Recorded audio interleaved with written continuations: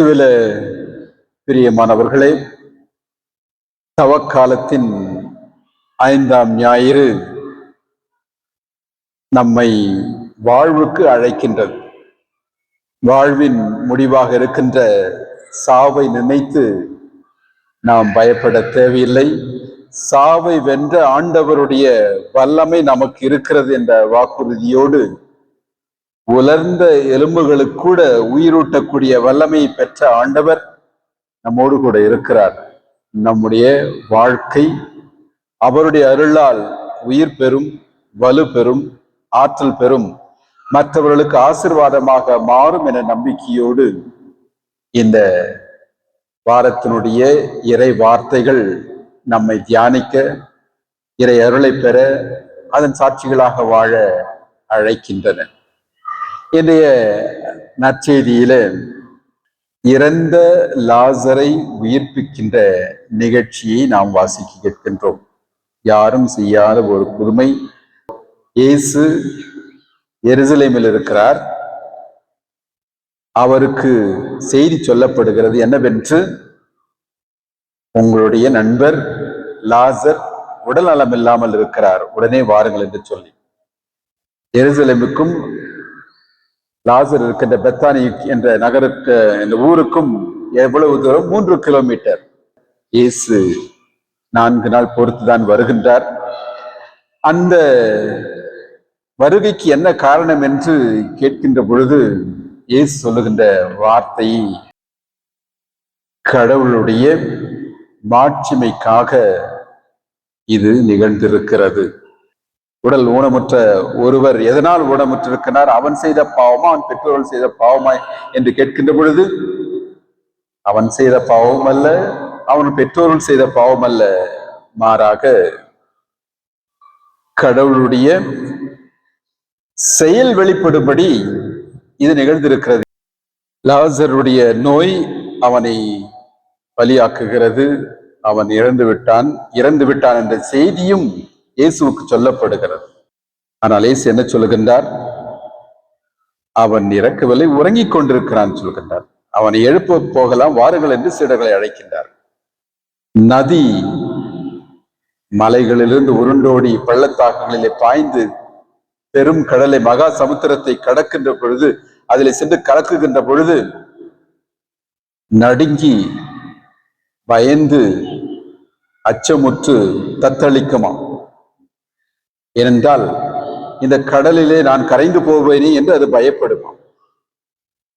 ஆனால் அதற்கு தெரியாது, கடல்தான் அதனுடைய புகலிடம், அதனுடைய பிறப்பிடம். கடலுக்காக தான் இந்த நீண்ட பயணத்தை அது மேற்கொண்டது.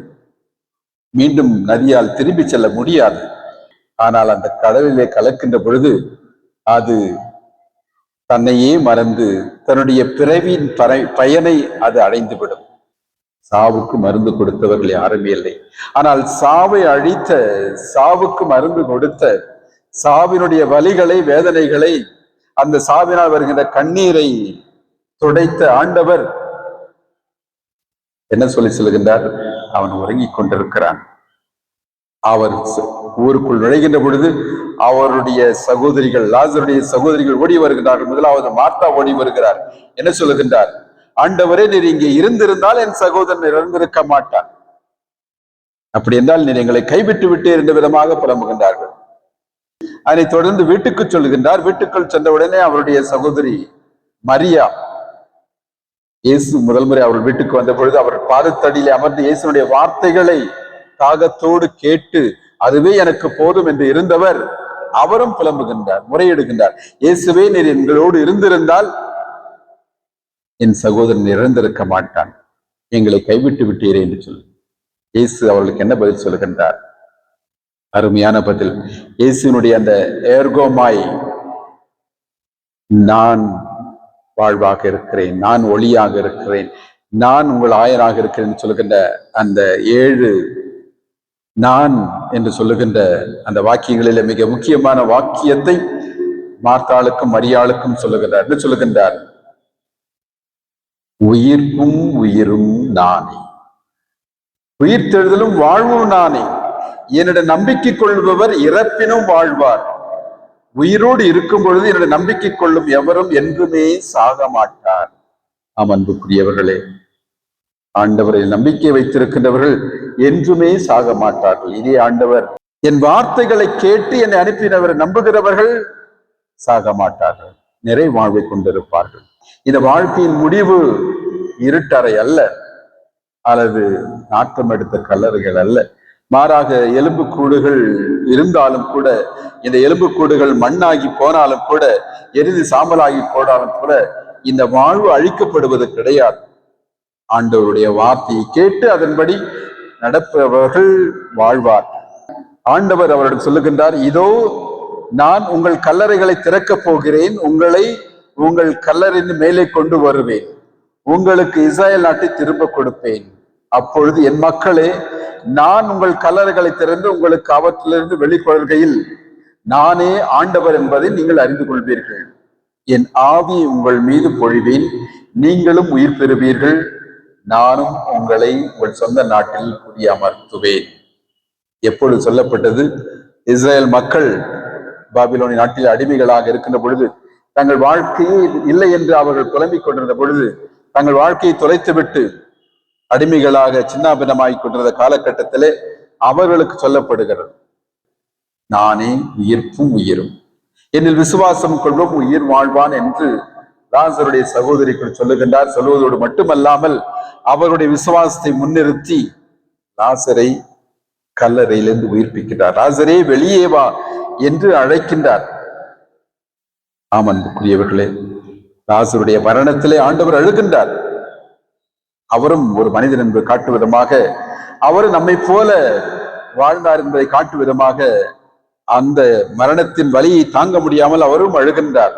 அவர்கள் சகோதரி அழுவதை பார்த்து, நமது வலுவின்மையில் இரக்கம் காட்ட இயலாதவர் அல்ல ஆண்டவர், நம்மை போல எல்லாவற்றிலும் அவர் மனிதராக வாழ்ந்தார் என்பதை இந்த காட்சி நமக்கு விவரிக்கிறது.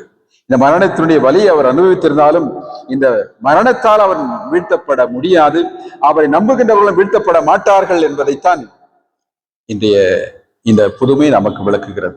எது நேர்ந்தாலும் என்ன நேர்ந்தாலும் உயிர்ப்பும் உயிருமான ஆண்டவர் எனக்கு இருக்கின்றார்.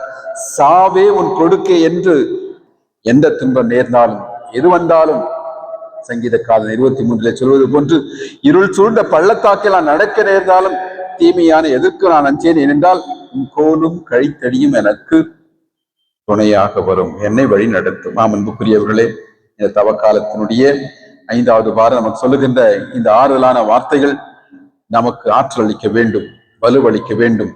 அன்றைக்கு எவ்வாறு ஆண்டவருடைய ஆவி எசேக்கியேல் வழியாக எலும்புகள் மிகுதப்பட்டு அந்த எலும்புகளுக்கு வலுவளித்ததோ, பிதாவாகிய தந்தை உருவாக்கிய பொழுது மக்கள் மீது அசைவாடி எல்லா உயிர்களுக்கும் உயிரளித்ததோ, அதே ஆவி நமக்கும் தரப்பட்டிருக்கிறது.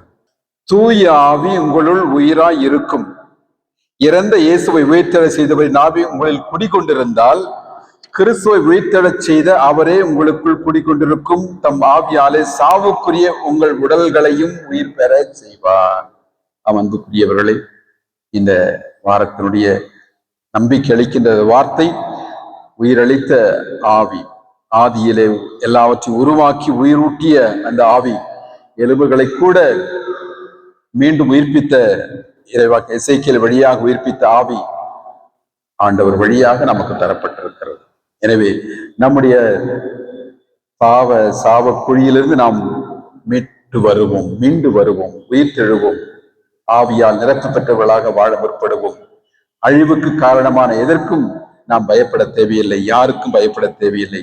ஆண்டவருடைய ஆவியின் வல்லமை எல்லா தீய சக்திகளை விட மேலான, எல்லா தீய சக்திகளை வீழ்த்தக்கூடியது. மரணத்தை வீழ்த்த வல்லவரான ஆண்டவர் இயேசு நானே உயிர்ப்பும் உயிரும் என்று சொல்லுகின்றார். அந்த உயிர்த்த ஆண்டவருடைய வார்த்தையை நம்பி நாம் வாழ முற்படுவோம். உயிர் பெற்றவர்களாக, ஆவியின் வல்லமையால் நிரப்ப பெற்றவர்களாக வாழ முற்படுவோம்.